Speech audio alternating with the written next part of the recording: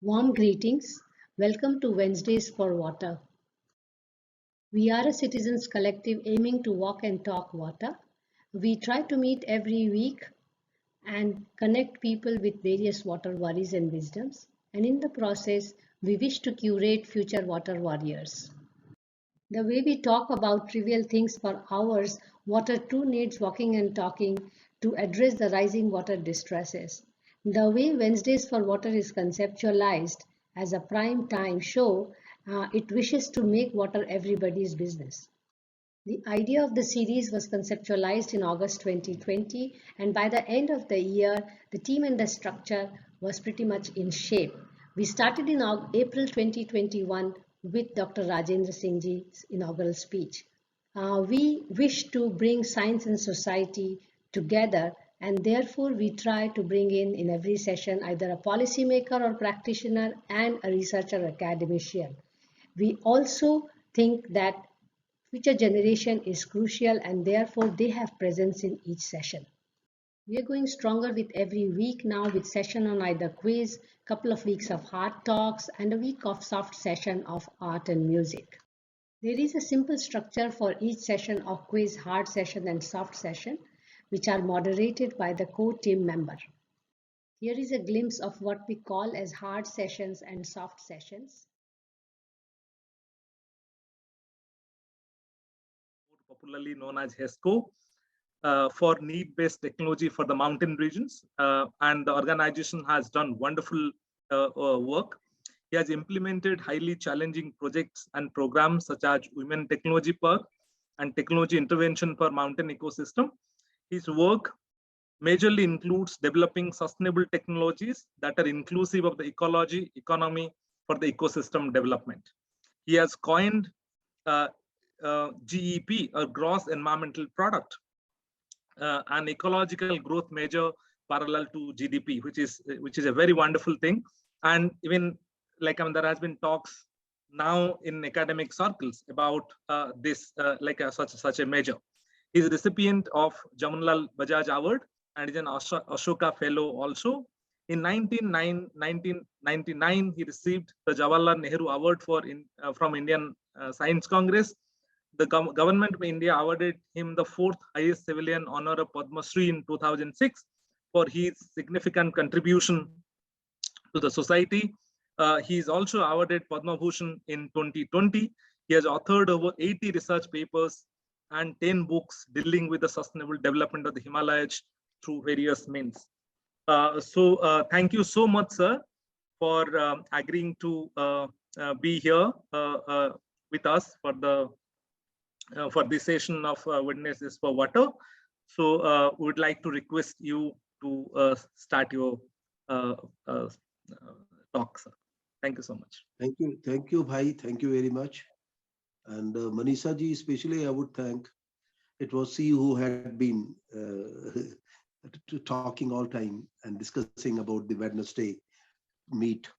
And that's a very important initiative. I believe that, and we really need to have dialogue, debate, discussion on these water issues, which I consider is very important. If you don't mind the house as whole, I would prefer speaking in a language I am born with, if it doesn't matter much to others. Yes, sir. Because, and to tell you why I'm saying so, because it is a matter of connecting. And if you want to really connect with your heart, language somehow matters.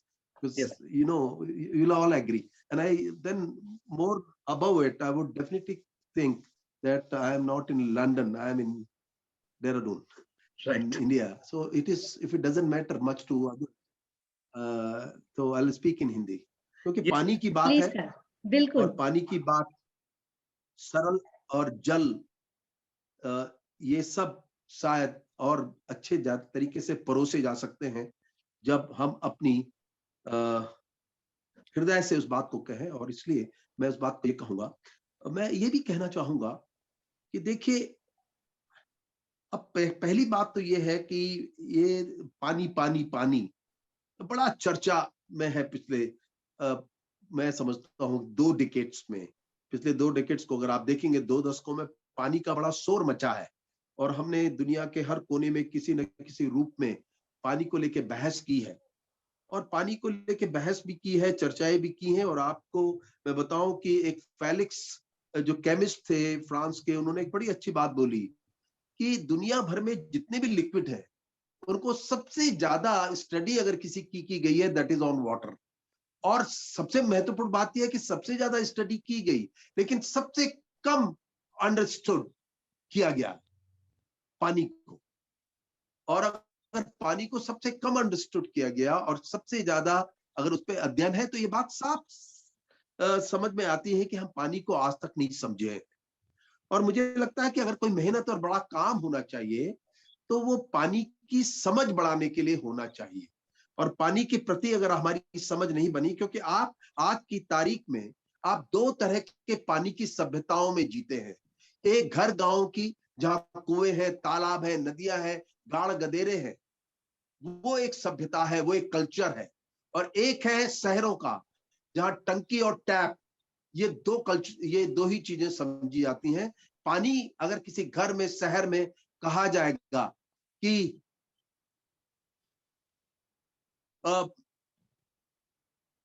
सबसे बड़ी बात यह है इसमें जो मैं कहना चाहूंगा कि हमारी शहरी सभ्यता जो आज की है वो मात्र टैप या टंकी, ये दोनों से जानी जाती है, जबकि घर गांव ने हमेशा कल्चरली समझने की कोशिश की। और ध्यान रखिएगा कि एक बड़ी बात तो ये भी हमारी सबके समझ में आनी चाहिए कि कल्चर जो है वो कॉन्जर्वेशन भी सिखाता है, संरक्षण सिखाता है, जबकि जो सिविलाइजेशन, नई सभ्यता आपको कंज्यूमरिज्म सिखाती है, आपको ये सिखाती है, ये बताती है कि इसको कैसे उपयोग में बेहतर तरीके से लाना चाहिए।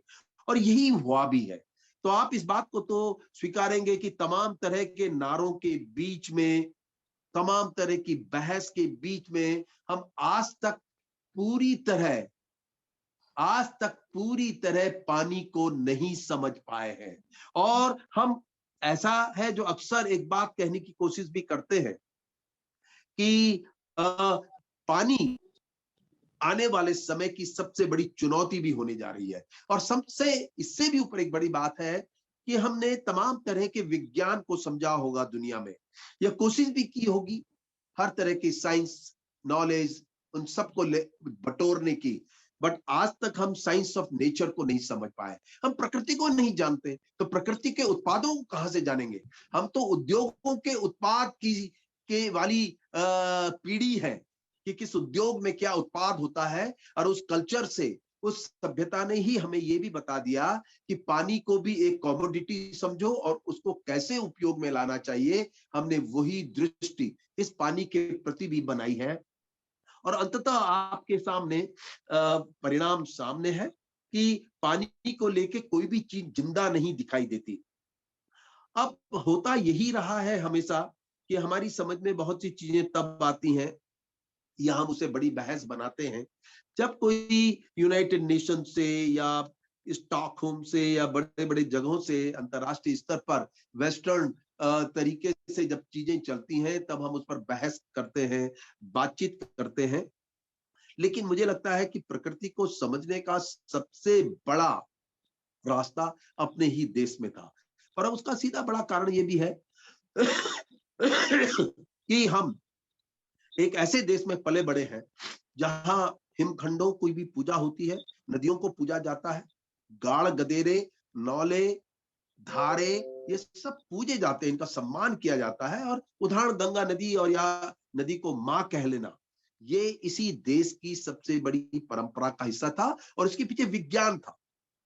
आप अगर अपने शास्त्रों को, पुराणों को खगोल ले तो आपको पानी को लेकर के इतनी तरह की जानकारियां जिन पे विज्ञान आधारित थी वो शायद हमें बताती, लेकिन शायद हमने यह ललक और पलक पाली है अपने बीच में कि जो हवा पश्चिम से चलेगी और वो ज्ञान जो वहां से चलेगा वो शायद हमारे को ज्यादा बेहतर बता सकता है। और इधर के ज्ञान विज्ञान को हमने हमेशा ये मान के चला कि हम सब शायद कहीं पिछली तरफ जाते हैं, पुरानी तरफ जाने की कोशिश करते हैं, जो शायद विज्ञान के रूप में हम जिसको अभी तक प्रमाणित नहीं कर पाए। मैं नहीं समझता हूं कि प्रकृति के किसी भी विज्ञान के हिस्से को किसी के प्रमाण की जरूरत है। आप और मैं अगर जीवित है आज, इससे बड़ा प्रमाण क्या है? क्योंकि प्रकृति के उत्पाद ही हमारे लिए सबसे जीवन के कारक है।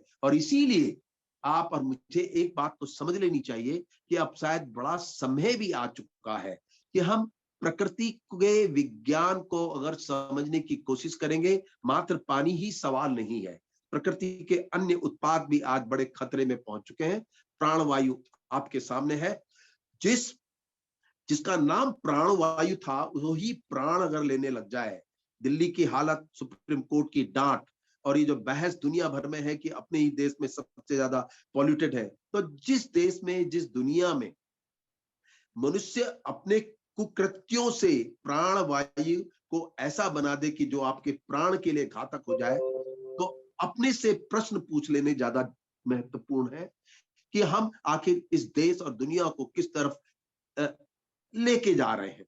और दूसरी बड़ी बात यह है कि देश की जो नीतियां हैं, जो पानी को लेकर के होंगी या उससे जुड़ी जो प्रकृति से लेकर के बहुत ढेर सारी नीतियां हमारे बीच में आती हैं या उसमें बहस होती है, वो भाई एक ऐसी जगह से होती है जो कि शहरी प्रभाव में होते हैं कि नीतियां दिल्ली में बनेंगी, पार्लियामेंट है, नीति आयोग है, सब वही है, या राज्यों में राजधानियों के बीच में बनेंगी।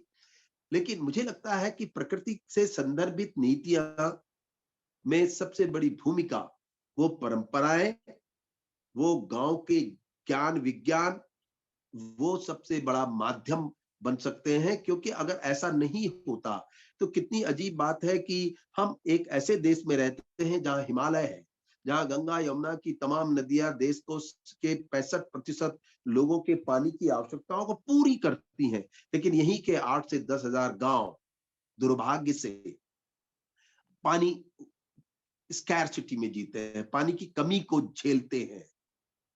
और राजस्थान, वहां तो प्रकृति ने पानी नहीं दिया था, तो वो एक तरफ पानी को झेलते हैं। तो एक ऐसी नीति पानी की, जहां पानी है उनके पास भी पानी नहीं है, और जो जहां जिनमें पानी था ही नहीं उनको भी नहीं मिला।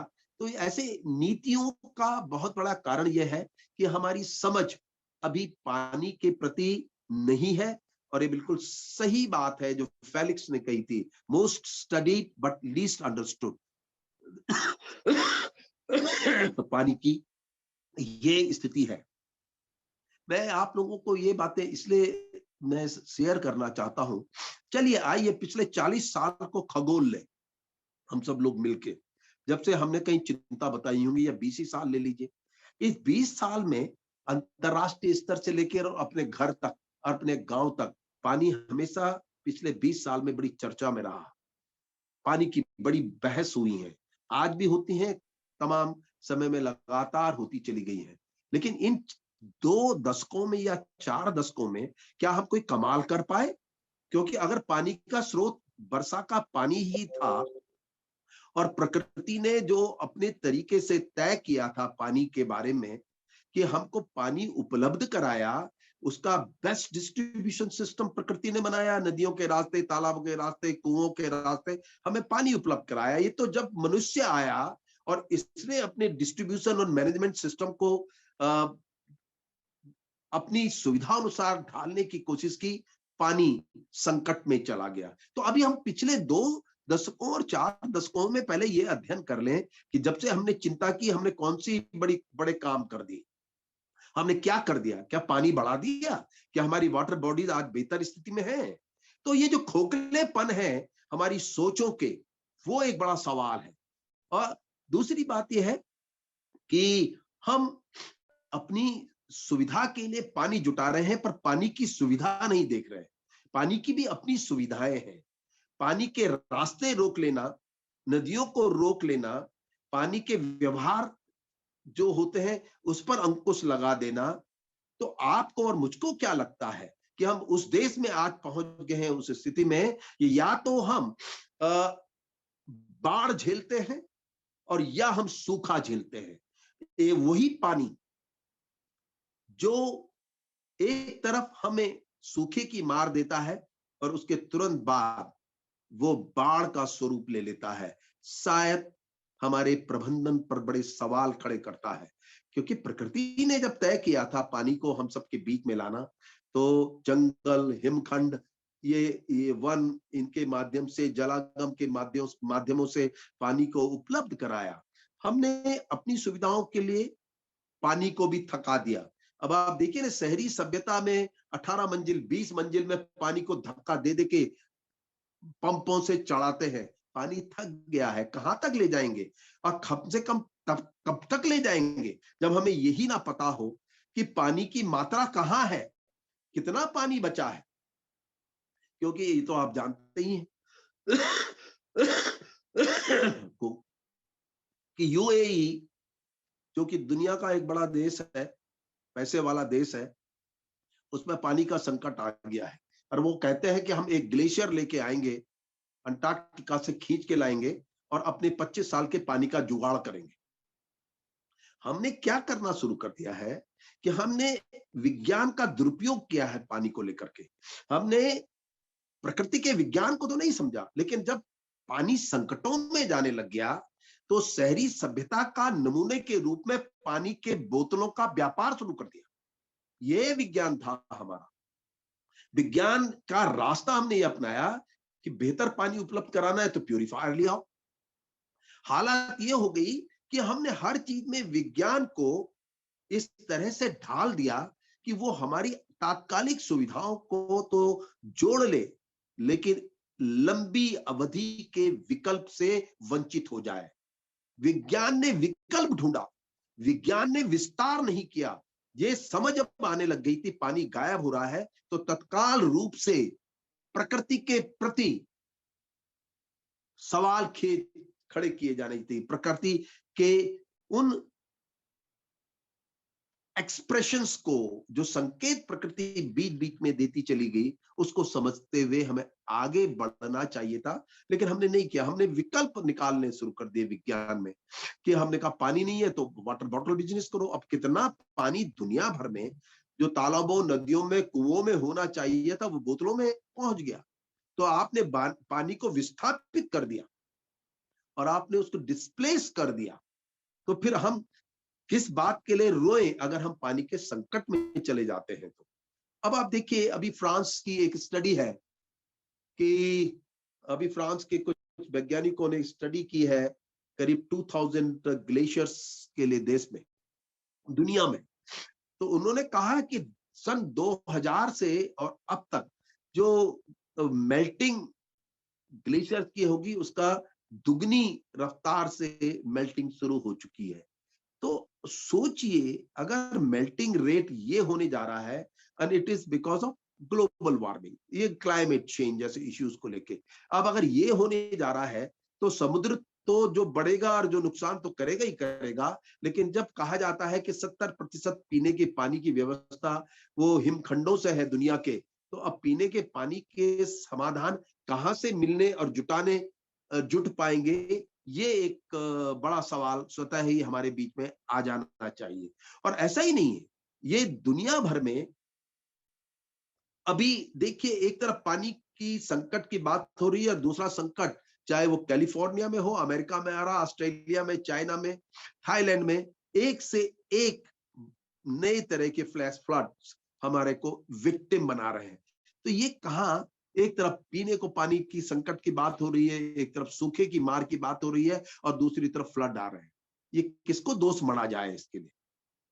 ये विषय है, ये विषय उस प्रबंधन का है, उस कुप्रबंधन का है जिसको कि हम आज तक साध नहीं पाए। और मेरे को लगता है कि साधने के बीच में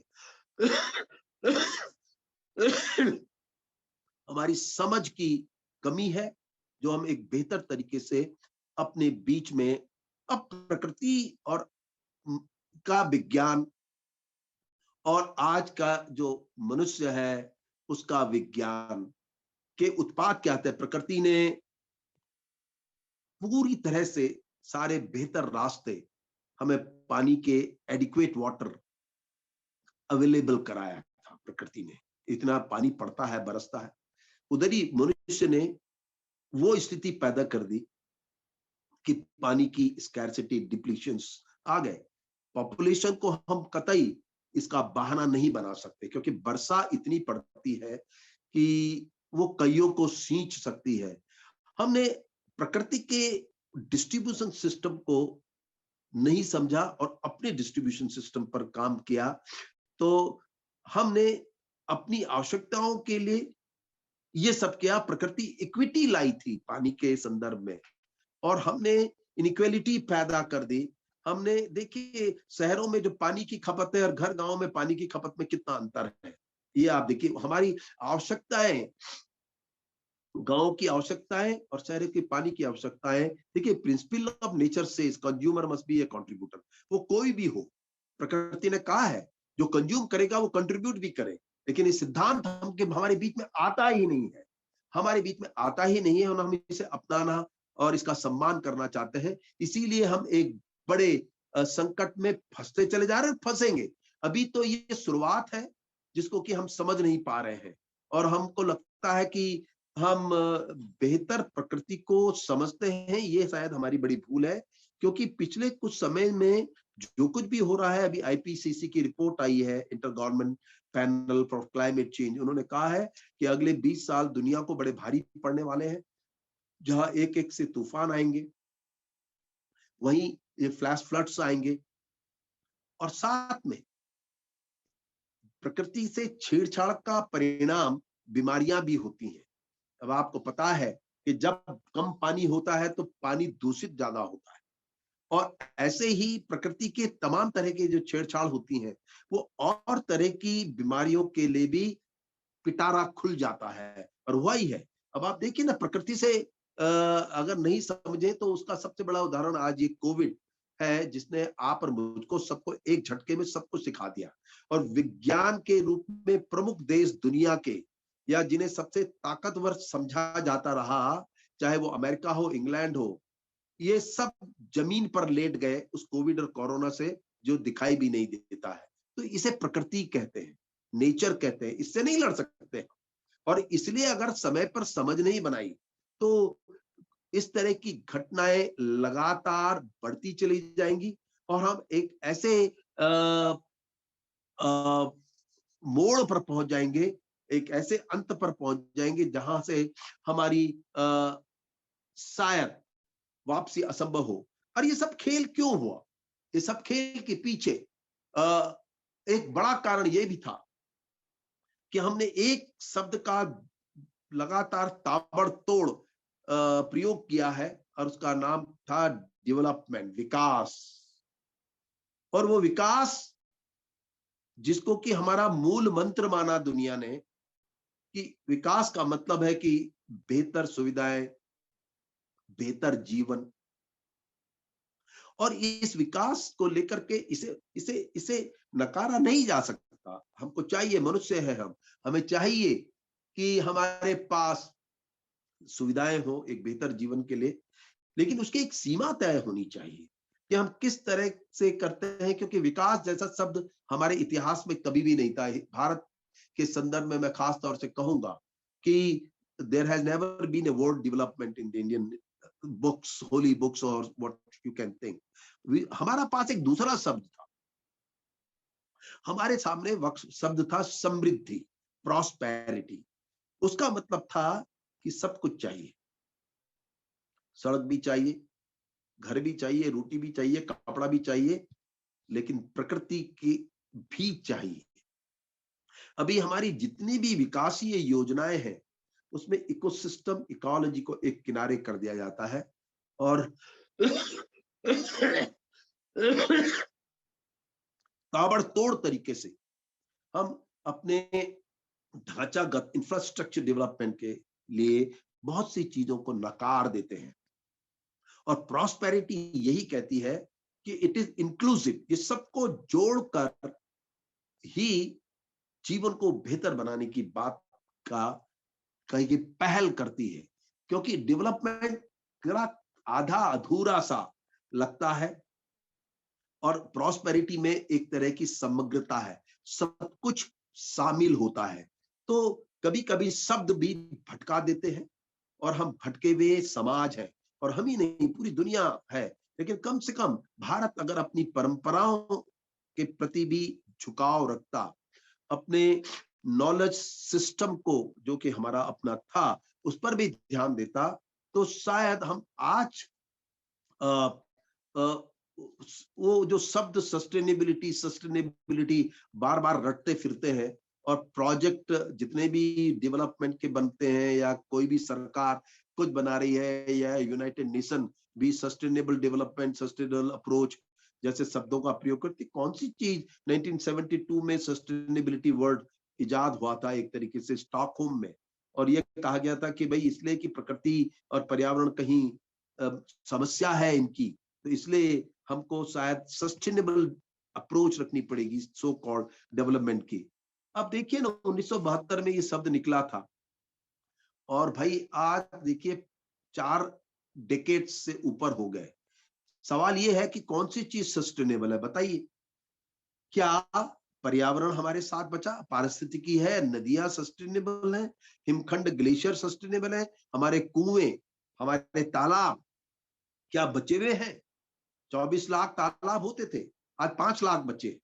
तो अब आप देखिए हमने कौन सी चीज सस्टेनेबल है, सारी रेन फेड रिवर्स खत्म हो गई, वो कौन सी चीज है सस्टेनेबल? और अगर हमने सारी लड़ाई इसलिए भी की हो कि एक बेहतर इकोनॉमी के लिए, तो कोरोना कोविड टाइम पे वो जीडीपी जिसके लिए हम मरते खपते रहे, वो जीडीपी पाताल में पहुंच गई और आज तक भी लड़खड़ा रही है दुनिया भर में।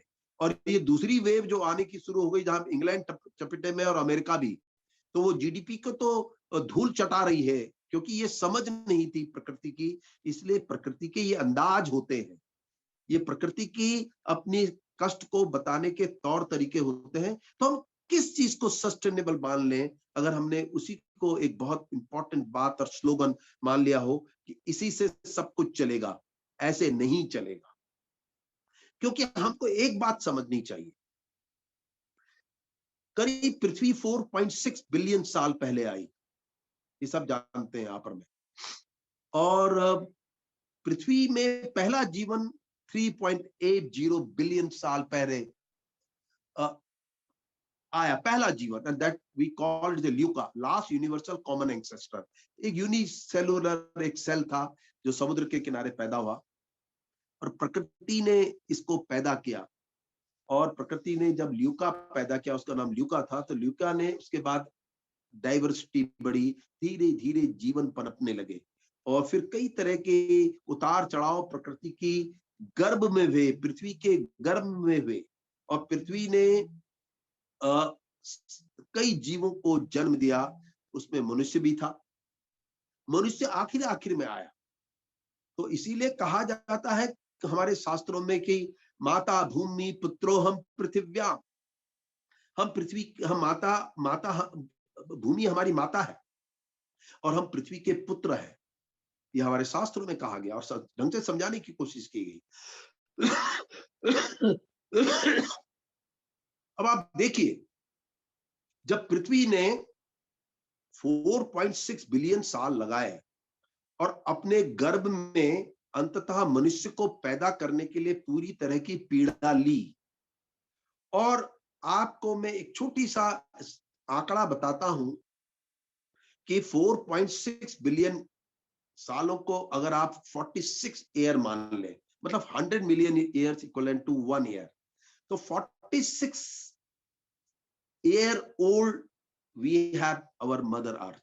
46 साल की है, मिडिल एज वुमेन है वो, और इस 46 साल की पीड़ा के बाद उसने अंततः मनुष्य को जन्म दिया। पहले होमो सेपियंस आए, होमो हिबिलिस आए 20-22 लाख साल पहले, और उनसे बाद फिर उनसे इवॉल्व हुए होमियो इरेक्टस, और फिर इरेक्टस के बाद होमो सैपियंस आए, मतलब हम लोग। और आपको मैं इस आंकड़े के अनुसार बता रहा हूं कि 4.6 बिलियन इक्विवेलेंट टू 46 ईयर, तो जो होमो सैपियंस आया ये मात्र 3 से 4 घंटे पहले आया, और 3 से 4 घंटे पहले आया हुआ ये होमो सैपियंस ने, और इसने इंडस्ट्रियल रिवॉल्यूशन आया मात्र 35, 40, 45 मिनट पहले। तो अब आप ये मान लीजिए कि इस मनुष्य ने जो 4 घंटे पहले आया, उसने 45 मिनट में दुनिया बर्बाद करनी शुरू कर दी। Industrial revolution, facilities, luxury, lavish life, ये सब 30, 35, 45 मिनट में कर दिया। तो अब आप समझ लीजिए, ये पृथ्वी पुत्रोहम पृथिव्याम कुपुत्रोहम, कुपुत्र है हम पृथ्वी के, जिसने अपने गर्भ में इतनी पीड़ा ली और कितना बढ़िया सब हमारे सामने व्यवस्था रखी, हमें दिमाग दिया प्रबंधन करने के लिए, हमने उसी को किनारे कर दिया, पृथ्वी के प्रकृति के नियमों को अवहेलना कर दी। तो आपको क्या लगता है कि आपको प्रकृति और पृथ्वी प्रसाद देगी? ऐसे ही प्रसाद आएंगे कि हम प्यासे होंगे। अब आपको बताइए ना, 2015 में क्या हालत पानी को लेके हो गई थी, जल रेल से लेके और पता नहीं क्या क्या चला था, महाराष्ट्र का पूरे गांव इधर से उधर हो गए थे, कितनी बुरी हालात में पहुंच गए थे, और बुरे होंगे हालात, क्योंकि अब सारी बात इसी बात पर केंद्रित है कि हम कितना समझ पाए प्रकृति को। अगर इसको समझकर हमने सब कुछ ताना सोचा समझा होता तो आज ये दिन देखने को नहीं मिलता। हम वो डेवलपमेंट के लिए जिस तरह से पागल होते चले गए, उसने शायद हमारे लिए आज ये संदेश भेजने शुरू कर दिए कि ऑल इज नॉट वेल, ठीक नहीं है सब, आप जो कर रहे हो वो ठीक नहीं है, इसलिए अभी भी सुधर जाओ, बेहतर हो जाओ। किसी चीज की कमी नहीं है, अगर कमी है तो कहीं पे समझ की कमी है और अत्यधिक विलासिताओं की तरफ जो हम चलते चले जा रहे हैं। अब आप अपनी अपनी सब लोग जीवन शैली हम लोग टटोल ले। अब आप देखिए, हम अपनी सीमाओं से ज्यादा हर चीज जुटाने की कोशिश करते हैं, हर चीज हम जुटाना चाहते हैं, हम आवश्यकता भर ले, लेकिन हम जो अतिरिक्त जोड़ रहे हैं उसका भार पृथ्वी पर पड़ ही रहा है। और बढ़ती आबादी, प्रकृति के डगमगाने की हालात, ये हमारे लिए सब और बहुत बुरी तरह घातक होते चले जा रहे हैं और हो जाएंगे। क्योंकि मैं इसलिए इस बात को कह रहा हूं कि प्रकृति को लेकर के बात कह रहा हूं कि मैं जहां रहता हूं वो एक आश्रमनुमा टाइप है। हम एक नदी के तट पे ही, छोटी सी नदी है, वहां बसे थे। और जब हमको उस नदी में पानी खत्म होने लगा, उसका बड़ा कारण ये था, वो जो वाटरशेड था जहां से नदी निकलती थी, उसके हालात गंभीर हो गए थे। जो वर्षा का पानी गिरे वो बाढ़ के रूप में चला जाए। तो हमने इस बात को समझते हुए, जब जंगल नहीं है तो हमने उस पूरे जलागम में जल छिद्र बना दिए। हमने कहा पानी वर्षा का पेड़ सोखते थे, हम जल छिद्रों का प्रयोग करेंगे, और उससे बड़ा बेहतर परिणाम निकल के आया। उसमें एक बड़ा वो निकल के आया, जो पानी पड़ा वर्षा का उसी जल क्षेत्र में चला गया, एक्विफर रिचार्ज हो गया और नदी की वापसी हो गई। आज ये नदी बहुतों के लिए उदाहरण है, वाटर मिनिस्ट्री हो या एनएमसीजी हो, मिशन गंगा हो, या पानी को लेकर के काम करने वालों के लिए ये प्रकृति के रास्ते हमने पानी किया। और देखिए कितना अच्छा हुआ, जब हमने पानी जलागम में नमी बेहतर हो गई तो प्रकृति ने स्वयं बहुत से वृक्षों को वहां पे जन्म दे दिया। और वृक्ष ही नहीं, छोटे पेड़, छोटे पौधे भी उसके सतही आ गए। और उत्तराखंड में आग लगती होगी, लेकिन उस जगह इसलिए नहीं लगती कि वहां नमी बनी रहती है। हमने प्रकृति के विज्ञान को समझते हुए ये प्रयोग किया। और हम बार बार इस बात को भी कहने की कोशिश कर रहे हैं कि इसका रास्ता समझना होगा, और तभी शायद पानी की वापसी की बात करेंगे तो हम कुछ बेहतर कर पाएंगे। क्योंकि मैं व्यक्तिगत रूप से ये मानता हूं कि हमने विकासीय रास्ते, जो जीडीपी को रटा है, तो वो जो इकोनॉमी के 4 पिलर हमने तय किए, इंफ्रास्ट्रक्चर, सर्विसेज, एग्रीकल्चर और इंडस्ट्रीज। पर अब आप देखिए ना, ये जीडीपी कितनी अजीब और अनोखी चीज थी। जब पानी गायब होने लगा नदियों से और पानी गंदा होने लगा, तो जीडीपी में कहीं नहीं आया इसका उल्लेख। There is no mention of water scarcity, polluted water in the GDP, कहीं पे नहीं है। लेकिन जब पानी को लेकर बीमार पड़ने लग गए और दवाइयां खाई, अस्पताल में गए, या वाटर प्यूरिफायर आए, या वाटर बॉटल का बिजनेस आ गया, वो जीडीपी में चला गया, वो जीडीपी में रिफ्लेक्ट होता है। और ऐसे ही एयर, अब हवा जब खराब होने लगी वो जीडीपी में नहीं है, पर एयर प्यूरिफायर बाजार में आने शुरू हो गए, वो जीडीपी में है। मिट्टी जब खराब हो रही थी तो केमिकल फर्टिलाइजर आ गए, मिट्टी खराब हो रही थी, जीडीपी में नहीं थी, बीमार पड़ रहे थे लोग नहीं थी, केमिकल फर्टिलाइजर आ गए और केमिकल फर्टिलाइजर जीडीपी में। तो भाई हमने ऐसी जीडीपी का क्या करना है जो जीवन के महत्व और जीवन के जो सहायक हमारी हवा, मिट्टी, जंगल, पानी है, अगर इसका उल्लेख नहीं है तो ये आधी अधूरी है। विज्ञान भी दोषी है, जैसे मैं बार बार कह रहा हूं कि हमने समग्रता की सोच नहीं रखी। हमको ये भी सोचा जाना चाहिए था कि किसी भी राज्य या देश में अगर ये तथाकथित जीडीपी, और भाई सच तो ये है कि वो जीडीपी मेरे पल्ले तो कुछ पड़ता नहीं अगर बहुत ज्यादा जीडीपी भी है, क्योंकि हमारे यहाँ तो पर कैपिटा इनकम निकाली जाती है, अब वो खरबपति की भी और एक गरीब आदमी की भी जोड़ के पर कैपिटा निकाल दी जाती है। मेरी राज्य में 1.5 लाख, 1.25 लाख रुपए पर कैपिटा इनकम एक आदमी की हो गई। दूर दराज के गांव के लोग इस बात के लिए परेशान है कि 1.5-1.25 लाख रुपए कहां से मिलेंगे, जो सरकार कह रही है कि पर कैपिटा इनकम, ये छलावे है। तो ये जो जीडीपी है ये एक तरफा है, मुट्ठी भर लोगों की है, लेकिन ध्यान रखिए हवा, मिट्टी, जंगल, पानी सबके होते हैं। कोई पेड़ ये नहीं कह, एक उद्योगपति कहेगा ये मेरा उद्योग है, इसमें मेरा अधिकार है, लेकिन पेड़ जब हवा देता है, पानी बनाता है, मिट्टी बनाता है, वो सबके लिए होता है। और प्रकृति ने यही किया, प्रकृति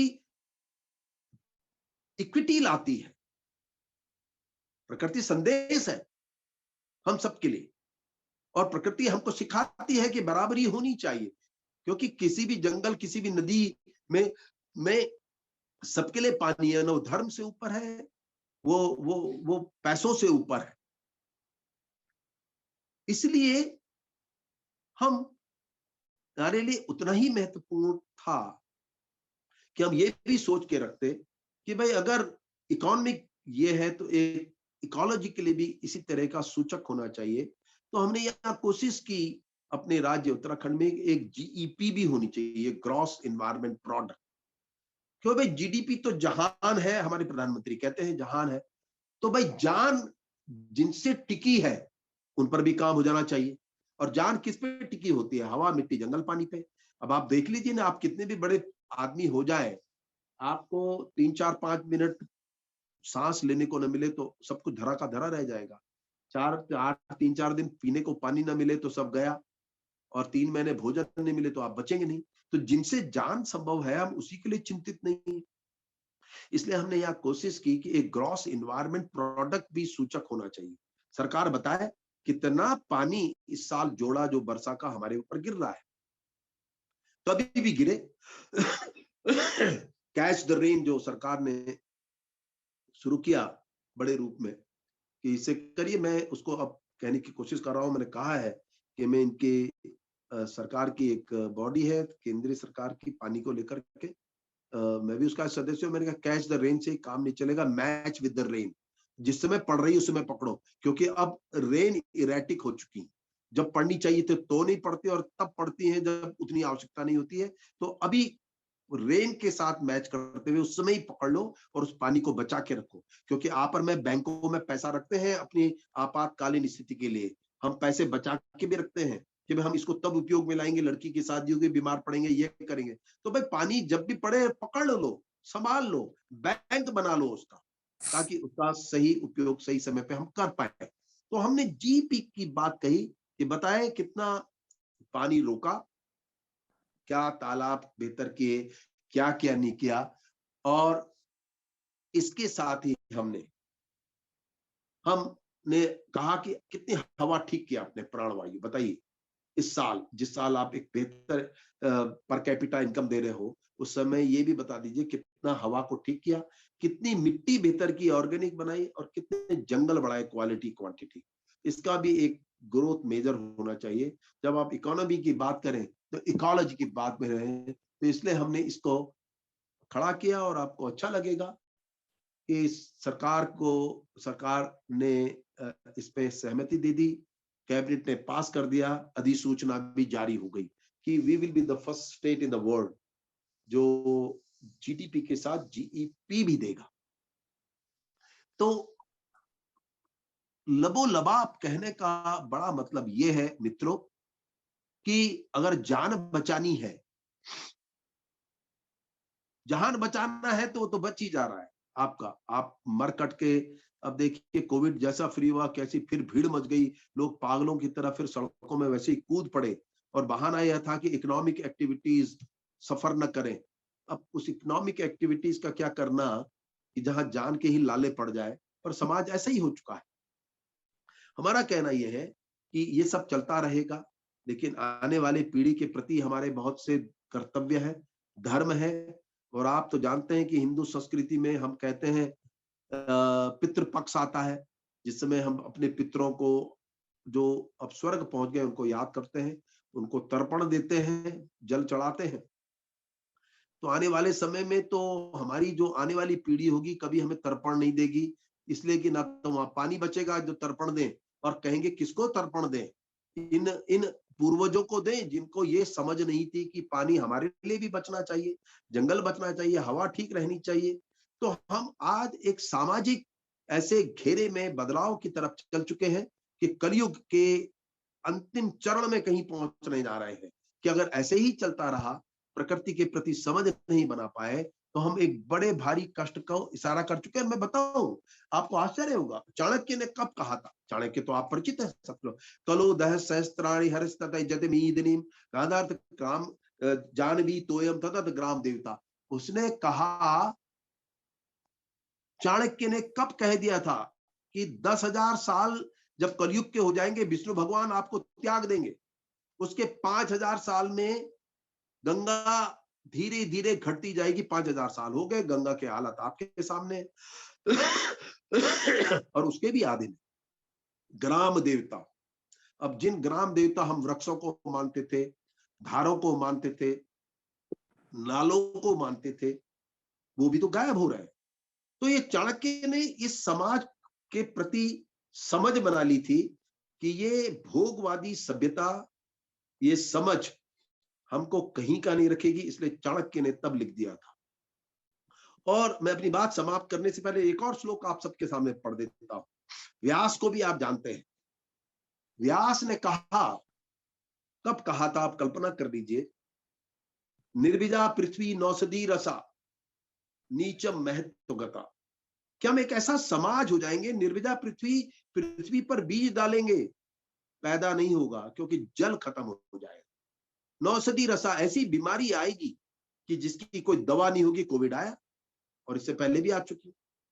नीचम महत्व, नीच लोगों का महत्व बढ़ जाएगा। भोपाला निधर्म करिता, भोपाला निधर्म रहिता। भोपाल राजा लोग धर्म कर्म से दूर चले जाएंगे। विप्रे कुमार्गे गता, ब्राह्मण लोग जो विद्वान लोग हैं उनका भी वो कुमार्ग की तरफ चलने शुरू हो जाएंगे। पिता पुत्र द्वेषणी, पिता पुत्र में द्वेष रहेगा। भार्या भृत विरोधिनी, पति पत्नी दूसरों से ठीक रहेंगे पर आपस में भी एक साथ नहीं रह पाएंगे, विवाद रहेगा। ऐसे कलयुग के आने से पहले, हे भगवान तू मुझे उठा रहा है, मैं तेरा बहुत धन्यवाद देता हूं। तो उसने कहा था, निर्विजा पृथ्वी नौसदी रचा नीचम महत्व गता, भोपाला निधर्म कर्म रहिता, विप्रे कुमार के गता, हा कष्टम खलवर्तते कलयुगे, धन्य मृत्यु ते नरा। उसने कहा वो लोग जो चले गए ऊपर वो ज्यादा बेहतर है। तो देखिए, पानी को अकेले मत सोचिए। घटता पानी हमारे अविवेक का, हमारे कुप्रबंधन का, हमारी सोच और विलासिता और सुविधाओं के कारण हमारा साथ छोड़ रहा है। और अगर हम समय पे अब नहीं संभले, या हमने एक बड़ी समझ समाज के बीच में नहीं बनाई पानी के प्रति, तो ये हमसे दूर चला जाएगा, और ऐसा दूर जाएगा कि फिर कभी वापस नहीं आएगा।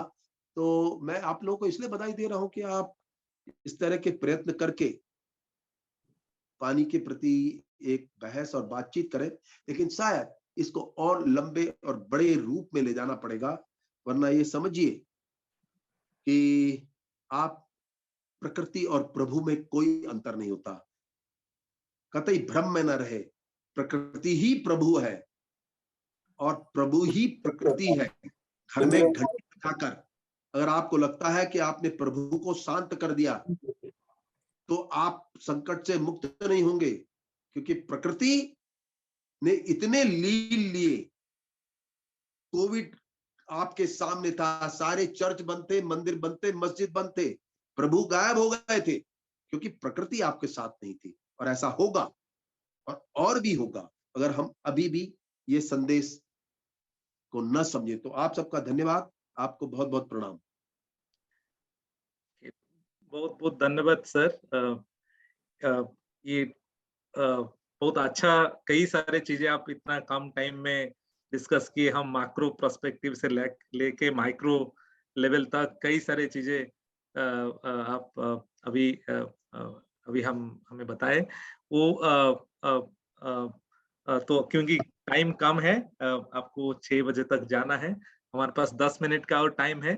तो मैं रिक्वेस्ट करूंगा कि हमारा जो पार्टिसिपेंट है उनका अगर कुछ प्रश्न है तो रखे, और फिर अगर हम 2-3 प्रश्न पे ले लेंगे, फिर आपको रेस्पॉन्ड करेंगे। रवि देवधर जी। यस, नमस्कार अनिल जी। नमस्कार। आपने जिस जीईपी की बात की, जी साहब, वो कैसे आप मेजर करोगे in short? I mean I know it's a vast subject, but in short अगर हमको इसे रेप्लिकेट करना है अन्य राज्यों में, तो कैसे किया जाए? Well, there are two ways of doing it. एक तो ये है कि there is only one way of doing it. See, it is an ecosystem growth. Ecosystem के 4 पिलर है। आपने इस साल कितना फॉरेस्ट बढ़ाया, क्वालिटी क्वांटिटी। एक, आपने कितना वाटर हार्वेस्टिंग स्ट्रक्चर किए, या कितना पानी जो रेनफॉल के अनुसार गिरा उसमें आपने कितना कंजर्व किया, वो क्वांटिटी। और क्वालिटी, आप कितना वाटर क्वालिटी वाटर अवेल करा रहे हैं। तीसरा, आपने सॉइल कैसे कितनी इनरिच की, क्या एफर्ट से आपके क्वांटिफाई करके बताएं। और पॉल्यूशन पीएम लेवल जो था, अगर वो 200 था तो आप 150 लाने के लिए या 100 लाने के लिए आपने क्या ये 250 चला गया। ये 4 पिलर पे काम हो रहा है। और there is one institute CSIR का, इंजीनियरिंग आप नीरी जो इंस्टीट्यूट है नागपुर में, वो इस पे काम कर रहा है। और एक और ऑर्गेनाइजेशन है, और जिसमें CSIR को आपको पता ही है, उसी का इंस्टीट्यूट है। ये इसके इक्वेशंस डेवलप कर रहे हैं, एग्जैक्टली जिस तरह से GDP की इक्वेशंस। तो ये जो उत्तराखंड में आप जीईपी कर रहे हो, जी, बेस डेटम क्या ले रहे हो? इस साल का ले रहे हो क्या? बेस डेटा के आज जो अवेलेबल होगा, 2020 आज स्टॉक फॉरेस्ट का अवेलेबल है, जो PM वैल्यूज है, जो वो है, उसके ऊपर बेस लाइन से आप अगले साल क्या जोड़ा, ये पता चलेगा। थैंक यू, धन्यवाद सर। जी, thank you. Fauziya, you have a question? Sunil here. Yeah, yes sir. Sunil Okay. sir. Okay, somebody else can I- has. Okay, no, Fauziya, you please, can please, Mr. Sunil, Madam, go ahead. may I speak? Okay, Sunil here. Sir प्रणाम, बहुत धन्यवाद, काफी कुछ सीखने को मिला। Sir आपने जो समृद्धि की बात की उससे मैं पूरी तरह सहमत हूँ। Vikas was introduced little late of late basically. और as far as resource conservation is concern, sir आपने बहुत अच्छी बात की। जस्ट मॉडर्न डेवलपमेंट और मॉडर्नाइजेशन हो रहा है रिसोर्स कंजर्वेशन के लिए, लेकिन जहां तक मेरा सोचना है कि इस जो डेवलपमेंट और जो कंट्रीब्यूशन हो रहा है रिसोर्स कंजर्वेशन के लिए, उसमें जो ट्रेडिशनल गवर्नेंस सिस्टम है, unfortunately we are not injecting that, because this is closely intertwined with the societal perspective, and that we are delinking, and therefore we are not able to achieve the targets which we should supposed to achieve. This is point number one. Point number two, sir, आपने सही बोला, philosophy is not related to religion but it's philosophy. जो आपने अभी बताया, चाणक्य ने जो बोला वो फिलोसॉफी है, वो दर्शन शास्त्र है. और मुझे पता है जब मैं बचपन में था, बचपन में जब मैं उठता था तो हमारी माँ बताती थी कि ये बोलो कि समुद्र वसने देवी पर्वत स्तर मंडिते विष्णुपत्नी नमस्ते पदस्पर्शम क्षमस्वे. समुद्र और पर्वत रूपी अंग वस्त्रों को धारण करने वाली है विष्णु की पत्नी. मैं खड़ा हो रहा हूँ, मेरे पांव तुम्हारे ऊपर पड़ रहे हैं, मुझे माफ करना. मतलब कि इतना सेंसिटिविटी थी हमारे अंदर, हमारे मतलब फिलोसॉफी इस तरह से इनकलकेट कर दी कि देखिए हर चीज को आपने कितना समझ सोच के यूज करना है, रिस्पेक्ट करनी. लेकिन वो कहीं ना कहीं गायब हो गया सर. आप जैसे महान व्यक्तित्व जो हमारे बीच में है, आपकी जब लीडरशिप रहेगी तो मुझे लग रहा है कि इसमें कुछ संरचनात्मक सुधार हो सकता है. ये मैं आपने जानना चाहता हूँ. धन्यवाद sir. Yeah, thank you. Like now we'll have first Fauziya and Dr. Fauziya and then Dr. Simi. Yes. I think Vibhu, you can go ahead with these members. We can come later. Huh? Okay. Yeah. So yeah. So, Simi, ma'am. Thank you very much. I would say बहुत ही मैंने इसको enjoy किया और बिल्कुल close to my heart. मेरा एक बड़ा छोटा सा सवाल है. आई होप क्या you understand what I'm speaking. So it's a mix, you know. So I just really want to understand, Dr. Saab, is what you've said is that we need to come closer to nature. हमें इसके नजदीक आना चाहिए. लेकिन एक जो बड़ी सोच डोमिनेट करती है वो सोच है न्यू लिबरल डेवलपमेंट, जिसका आपने भी जिक्र किया. ये डेवलपमेंट इतनी पावरफुल है कि जो इस तरह के बहुत से सोच रखने वाले लोग हैं, लेकिन वो इतनी डोमिनेटिंग है कि हम सब उसमें ट्रैप हो जाते हैं. अब इस ट्रैप को हम कैसे अंडरस्टैंड करें, क्योंकि नेचर के साथ रहने के लिए जरूरी है कि हम इसको अपनी कंजम्पशन को कम करें, जिसके पीछे हम सब भागते हैं. और ये तो हाउ ये किस तरह इसको इस सोच को कैसे. आई डोंट थिंक, देखिए आप और मैं अगर कुछ भी ना करें तो नेचर समझा देगा. क्योंकि जब बाढ़ आती है ना, और आएगी और बराबर आएगी, या कोविड आ गया, यही समझाएंगे कि आप और मेरा काम बार बार सचेत करना है, संकेत देना है कि ये है. क्योंकि एक बड़े तूफान को एक व्यक्ति नहीं रोक सकता, लेकिन एक व्यक्ति ये जरूर बता सकता है कि तूफान आने वाला है, घर के अंदर रहिए, संभल के रहिए, ये मत करिए, वो मत करिए. आप और मैं उस भूमिका में हो सकते हैं. सही.